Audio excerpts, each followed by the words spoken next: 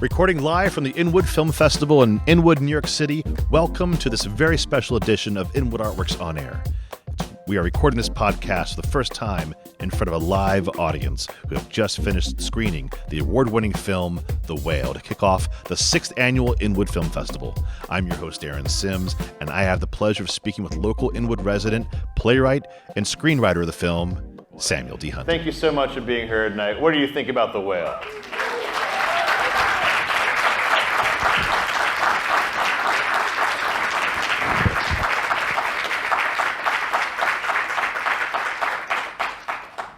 That applause wasn't for me, by the way. That was for you, okay? Ladies and gentlemen, thank you again for attending our opening night of the Inwood Film Festival here. Can't believe we're still here after 6 years. And just formally, you saw him earlier with John and Francis. And now I will formally introduce Samuel D. Hunter here. You know, your neighbor, Sam, right here, okay, from Inwood, all right? So we're very, very thankful that you gave the time here to be here tonight with us. I'm your other neighbor, Aaron, from Park Terrace West as well, and in 218. We were just kind of saying, like, I remember saying, when I first thought, my wife Melissa and I were watching this film in December, and I remember reaching out to you shortly after, going like, "Great job, man! What do you think about doing this at the film festival?" You're like an hour later, "Yeah, man, absolutely." It was like a very short conversation. Well, that was a very short deal. Cool. And then it went on, like it did catch on, obviously, and it's just been quite a ride. And he was kind of saying to me off the cuff earlier, it's like, you know, this may be the last kind of conversation in Q&A you might have about The Whale, right? Maybe. I mean, we'll see. Well, first off, thank you for giving us this wonderful film. And thank you for having me. Thank you so much. I was saying, I went to the party here with like my husband and my daughter, and then while the movie was going on, I went home and cooked them dinner and walked my dog, and then came here. It's like the perfect. Everything I write, I would like to premiere right here.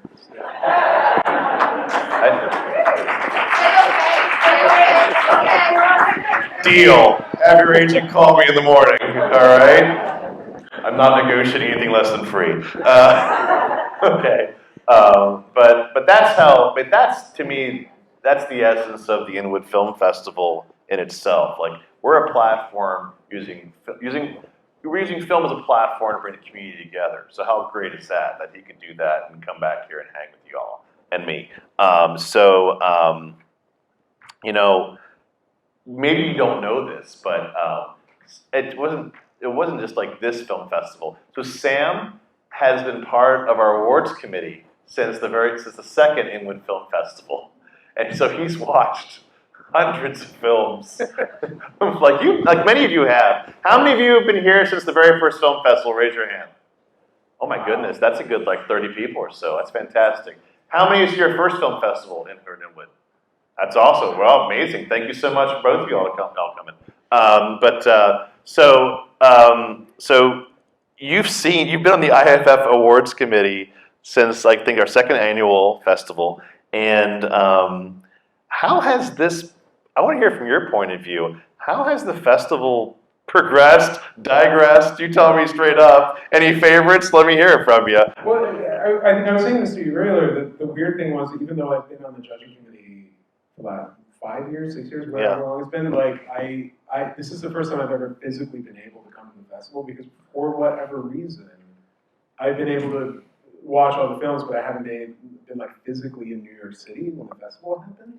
And so this is the first time that I'm actually here, and so it's like, it's just this kind of beautiful event for me to actually come here physically. And I will say that I think I said this to you earlier, that like there was always such vibrant, interesting storytelling going on, but like it felt like every year it just like kicked up a notch. Like every single year, including this year, where I was just sort of like, holy cow, there's such vibrant storytelling going on in this part of the city, which like, I mean, one of the reasons that my husband and I moved here 12 years ago, 13 years ago, and I'll be really honest, like when we moved here in 2010, I was an off-Broadway playwright, and we moved here because we could rent a studio apartment for $1,000, and it felt like New York was kicking us out, and this was like the only neighborhood that we truly loved, that we were like felt like we could afford, and then just like yes, and you know, from then we just like fell in love with it, and now we're, you know, we have our home at the Park Terrace Gardens with our kid and our dog, and I'm kind of rambling a little bit, forgive me, but I'll go get a coffee and I'll be back. but it does feel like, I don't know, finally being able to come here is hugely meaningful to me, but also just seeing the film festival kind of virtually flourish from afar and just being like, wow, like it's you know, what you've done here is so incredible. Really. Thank you. Congratulations to you. Well, I appreciate that, but that is just, it's so just, again, validating and affirming that, you know, this film festival is for everybody, and it's specifically for this community, and Sam hit on a point that I wanted to make sure I just reiterate, is that like, by doing this, this is like the galvanizing place that people come to see and see creative people create. And I think, you know, the next 3 days, like we're just getting started, right? We're gonna have 3 more days of like 26 more films that are just gonna be really wonderful, as he just kind of gave you a taste for. They may not be, A24, but you might be in about 5, 6, 7, 8, 10 years, you never know. And so I think that's really great. This is like a hotbed for creativity, and keep encouraging that. It's fantastic. So very much appreciate your comments on that. Do you have any favorites you've seen in these shorts, or anything sticks with you? I am really partial to like the short docs about people who live in the neighborhood. Like God, I just like, and I don't think it's just because I live in this neighborhood. It's just sort of like those like really like hyper-focused, poetic little portraits of the people who live around here, like the guy who, I think he passed away recently, with the birds. James Cataldi. Yes, yeah, yes, the Birdman like, of Inwood. Like those documentaries are just sort of like, I just feel like these little gems in the neighborhood that are revealed. They're just really wonderful. And we have documentary portraits, this festival. Come check it out tomorrow, I believe. Well, let's move forward a little bit from the film festival to your work, and particularly let's focus on The Whale, because we got to give it its due. Where did the idea for the story come from? So I wrote the play a really long time ago. Yeah. I started writing it in 2009. I was in my late 20s, and it really came from the fact that I was teaching, like Charlie does in the movie. I was teaching expository writing. I think it was right before we moved to Inwood, actually. We were living in an illegal sublet in Hell's Kitchen on 49th. Fifth floor walk up with like one of those floors that, like, if you put a ball on the floor, it just rolled down. But I was teaching, both my husband and then boyfriend, now husband, and I were teaching expository writing and essay writing. And it was awkward for me because it felt really anathema to my work as a playwright. You know, I was telling these kids to depersonalize everything and be more objective and take themselves out of it, and which is a skill, but also like feels very different from the work that I was passionate about. And at a certain point, I forget which class it was, but I just got frustrated with the syllabus that was like handed down to me from, you know, it was like a cattle call of a class. I mean, it was like state requirements, so it was like, you know, I was one of 50 people who was teaching this course. And I got frustrated at one point and was just like, please just like write me something honest. I don't care what it is. Just like write me something like Charlie does in the movie. And I had a student write me a line that ended up in the play and the film, which was, I think I need to accept that my life isn't going to be very exciting. And it really just kind of broke me open a little bit, and I thought, and you know, at the time I was in the Juilliard playwriting program, and And so I was desperately trying to be a playwright. I was just starting to see some of my plays be produced off Broadway. And I thought, can I write a play about an expository writing teacher trying to break through to a young person, which doesn't sound like a good idea at all. And I started writing a play that bears very little resemblance to The Whale, about a teacher and a student, and it just didn't, I just couldn't figure it out. It just felt too intellectual, it felt too up in the air. And so then I just decided to put some more personal stuff on the line in writing, in the storytelling. And Charlie lives in the town where I grew up in northern Idaho, and I grew up gay in this town, and I went to a fundamentalist Christian school that is much like the church where Thomas comes from. And for years I self-medicated with food. Obviously it's not autobiographical, but I think Charlie's story is one that could have been me very easily. So I kind of just brought all that personal stuff to bear, and it was really vulnerable at first. I remember when I was writing the first draft, I was like, maybe this is just for me, maybe this is just something I'm going to put on my hard drive and not share with anybody else. But I kind of tentatively brought some of the pages to writing groups that I was in, and very slowly just started to develop it into a full length. And the first production was actually not here in New York, it was at the Denver Center, starring local Inwood actor Tom Allen Robbins, who lives in Park Terrace Gardens. He did the original Charlie in the Denver Center. After that, it went to Playwrights Horizons in New York, which is where Darren saw it. Well, thank you for that very honest and open and vulnerable answer. And it's really, I always feel like this is what it's all about, knowing where it comes from, right? And because I think we all have those stories. We're all Charlie in many ways, and we've all had our Charlie moments, right? And I think that's why this film is it resonates so deeply for all of us. Which I want to take it to maybe a somewhat lighter note. Are you friends with all your Charlie, all your leads from your shows? Yeah. Because I tell you what, you put them through the ringer, my friend. Yeah. Does Brendan Fraser call you up going, "You're going to pay for my gym membership"? It's funny. Brendan actually did this incredibly sweet thing. It was only less than a week after the Oscars, he texted me and he was sort of like, "How are the guys who did the play before in Chicago, New York, and Denver? How are they doing? I'm really interested in how they're doing." Yeah, how interesting. The sweetest thing. Yeah. That after having that incredibly large worldwide stage moment, that he was thinking of the people who built it, and really it's a testament to him. Yeah. What a thoughtful guy, and just deserves for his rewards for the performance he gave, right? I think everyone was rooting for him in life. Forget rewards, right?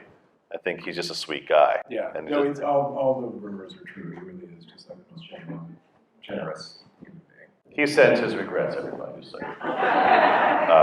But can you talk a little bit about the difference of writing for the screen versus the stage? And you can use The Whale as an example if you'd like to, or you could obviously deviate. Yeah, it's interesting because Darren saw the play in 2012 and contacted me shortly thereafter, and really I had not done any, maybe in college I did a little bit, but I had not done any screenwriting when Darren first contacted me.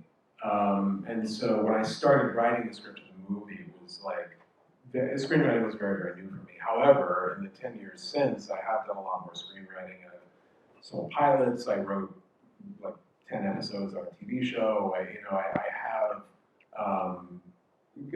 gotten my feet way more wet as a screenwriter in the time since. And I think with The Whale specifically, The Whale's curious because, and I don't think this is ever going to really happen to me because it retains the exact spine of the original play storytelling wise, and B, Darren shot it word for word, which is and I was on set the entire time working with. I don't think that's never going to happen to me again. Or maybe now it will. Yeah. You go, Darren Aronofsky did every word. Why don't you do that? Right. They'll be like, you're the writer, we don't care. I mean, I think like so much of the translation of The Whale from the stage to the screen taught me so much about screenwriting, but also I think in a very healthy way allowed me to push against some of the like quote unquote rules of screenwriting that are in play. I remember like one of the first things that Darren did is he gave me a copy of The Writer's Journey, which is all the hero's journey stuff, and I remember reading it, and Darren was like, use this as a rubric, and I started, and I just was like, I cannot do it. Like I just very quickly, I was like, my brain doesn't work this way. I know it works, but like, and if it's helpful to you, then great. And even on set, Darren would say things like, who's the second gatekeeper? And I'd just be like, dude, that is your stuff. Like, are we playing Dungeons and Dragons? What's wrong with you? But at the end of it, it just kind of felt like Mad Libs to me, and I was just sort of like, I can't write that way. I have to write from a place that is character-centric, not sort of like, well, what's going to happen on page 30 to, like, what's the Rube Goldberg machine of causality that's going to keep the audience interested? I'm just like, I can't think about this stuff. But you found a way to collaborate. Where was your common ground? Well, I think it was because we both had so much faith in the story, but yet we're such different storytellers. But I think like our Venn diagrams really met with like something like The Wrestler, which is like such an intimate, specific character portrait, Yeah. And so I think like, and there was never any conflict in our collaboration. Like, we were always like very, very, very much on the same page. I think because like he knew that I knew the characters, and I knew that he knew how to make a movie. Yeah. Do you know what I mean? Yeah. And so even when we were on set, it's not like I marveled at his filmmaking abilities, but at the same time, I was not shy about rushing onto set and be like, no, you're not angry, or whatever, or like, this is what the scene is about, or something like that. And did you know you were writing for Brendan when you were writing the screenplay, or was it uncast yet? No, okay. No. I wrote the screenplay, and we didn't, or rather Darren, to his credit, Darren didn't have the idea about Brendan until, it was like right around the beginning of 2020, like January 2020, I got an email from Darren saying, what do you think about Brendan Fraser? And it was the first name that Darren had brought to me, and so I knew he was really, really serious about it. I knew that he'd been looking at a ton of actors, but at this point, I thought the movie was deader than dead. It had been like 7 years. Yeah, just so you know, this thing was an option. When was the first option? It was optioned in early 2013. Yeah. So, I mean, it had been, and he re-upped the option every 18 months for $5,000 or whatever it was, and I remember the last time he re-upped the option, he called me, and I almost said no, because I was just like, come on, man, like, it's been 7 years. Like, yeah. And there were other directors that were floated by it, because he has a production company, and so like when he kind of lost interest in it for a little bit and made Mother, right. There were a few different directors who came into its orbit, but none of those directors really, like, all of them really wanted to change it. They wanted to open it up, where I was sort of like, I actually don't think this story makes sense if we leave this 2-bedroom apartment. I realized that like violates a lot of like rules of the cinema, but I don't think the story makes sense if we open it up. It just doesn't. Like I think, if we were to see Ellie at school or Liz at work or Mary at home, it takes away so much of the tension, and also so much of this story is just like living with this person, and this person can't leave his right. 2-bedroom apartment, and so neither should we. Right. Well, I'm glad you stuck to your guns, and I'm glad he listened to you, and you have a beautiful film to show for it. So,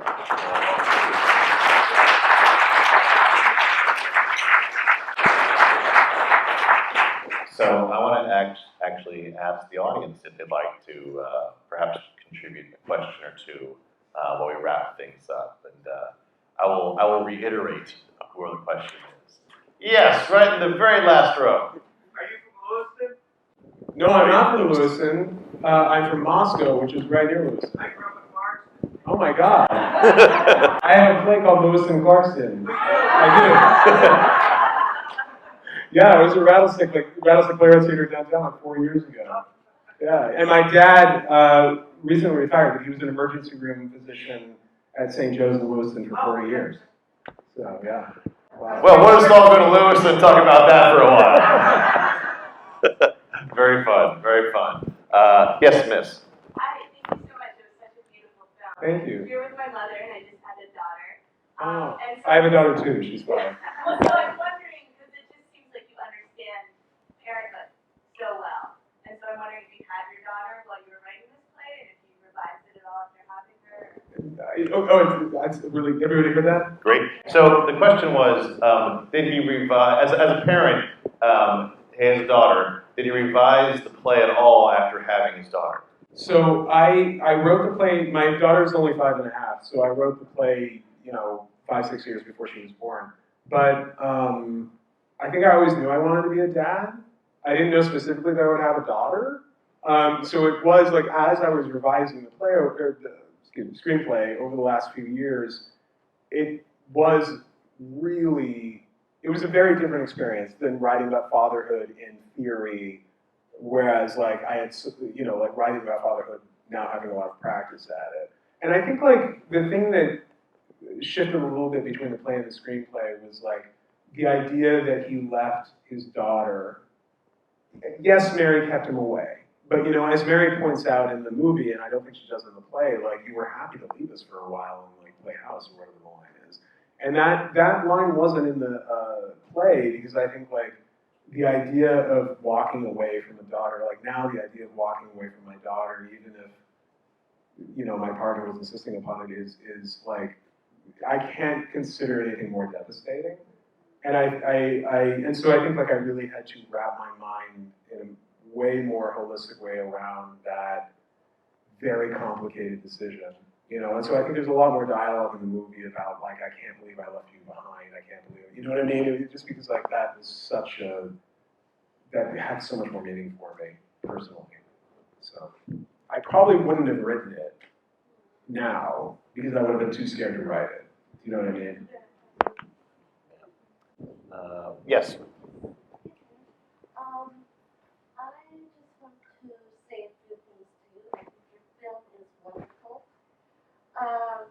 When you mentioned earlier, when you want to focus on the characters in his room, in his home, I think it's very courageous of you to write about a character who has a physical difference, who struggles with obesity or some difference, because I think the industry needs to be educated, especially when it comes to entertainment.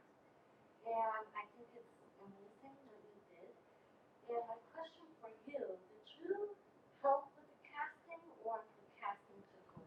Question is, did he help with the casting or did a casting director take over?